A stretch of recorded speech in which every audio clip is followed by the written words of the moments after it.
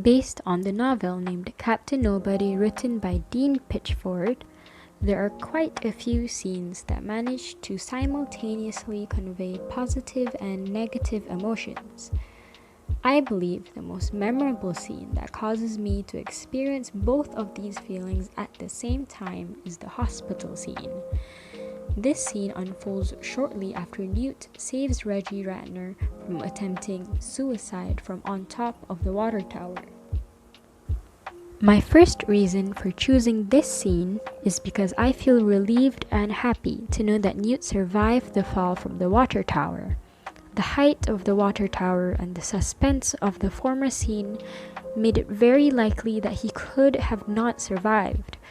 But I also felt bad for Newt, because his heroic act came with a cost. Even though he managed to save Reggie and bring him down unharmed, Newt himself broke his ankle and 2 of his ribs, causing him to be admitted into the hospital. Next, I feel elated to know that everyone now knows that the true identity of the heroic Captain Nobody is Newt. This is caused by the news airing out his identity and detailing all his other rescues and adventures. In fact, many reporters wanted to talk to Newt when he was in the hospital.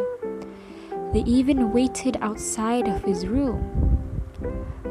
Although I do also feel concerned, as the people who disliked and were angered by Captain Nobody, primarily because of the airplane landing on the freeway incident, now know his actual identity. My final reason for choosing this scene is because of the bittersweet part where Newt finds out that his brother, Chris, still hasn't woken up from his coma.